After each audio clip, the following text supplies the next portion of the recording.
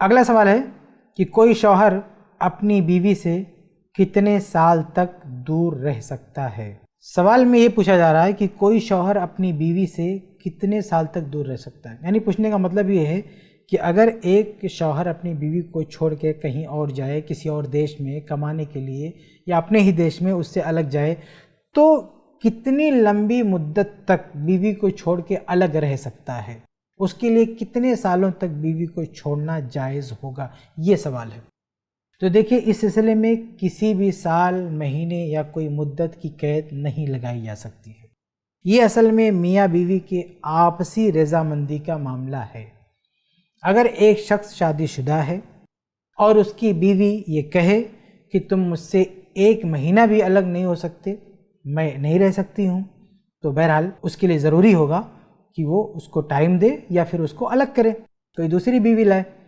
تو اس کو ٹائم دینا پڑے گا یا اس کو الگ کرنا پڑے گا۔ تو اگر بیوی یہ مطالبہ کرے کہ تمہیں ہمارے ساتھ ہی رہنا ہے،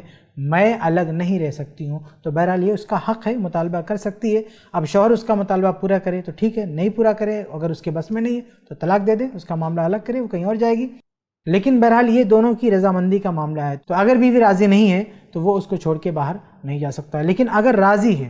یعنی شوہر نے بیوی سے بات چیت کیا کہ یہ مسئلہ ہے، مجھے 1 سال، 2 سال، 3 سال، 4 سال، 5 سال یا 10 سال کے لیے باہر جانا پڑے گا، میں 10 سال سے پہلے نہیں آ پاؤں گا، اور بیوی کہتی ہے مجھے کوئی اعتراض نہیں ہے، آپ جائیں، 10 سال بعد بھی میں آپ کا انتظار کروں گی، تو اس معاہدے پر وہ باہر جا سکتا ہے، اس کے لیے کوئی مسئلہ نہیں ہے۔ تو بنیادی چیز یہ ذہن میں رکھیں کہ اگر میاں بیوی راضی ہیں تو مدت کم زیادہ کتنی بھی ہو، اس سے کوئی مطلب نہیں ہے، دونوں کو راضی ہونا چاہیے تو شوہر جا سکتا ہے۔ اگر دونوں راضی نہیں ہے، دونوں میں سے کوئی ایک راضی نہیں ہے تو وہ نہیں جا سکتا۔ یہاں پر ایک بات اور واضح کر دوں کہ کچھ لوگوں کی اس سلسلے میں رائے یہ ہے کہ ایک شوہر اپنی بیوی سے جو الگ رہ سکتا ہے، زیادہ زیادہ اس کی مدت 4 ماہ ہے،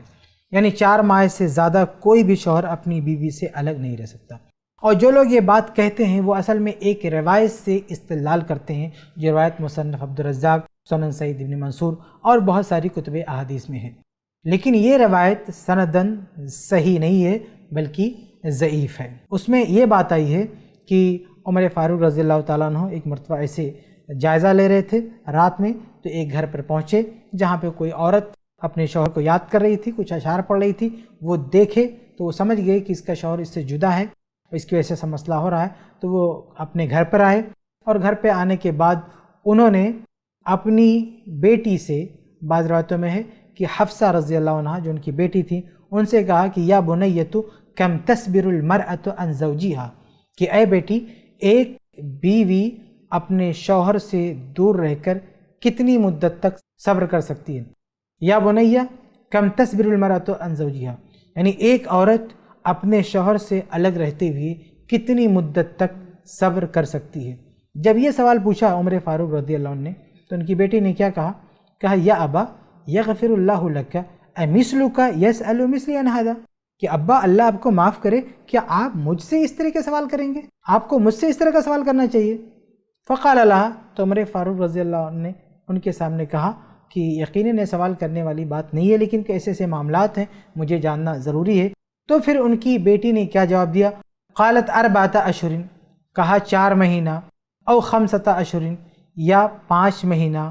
او 6 اشہر، یا 6 مہینہ۔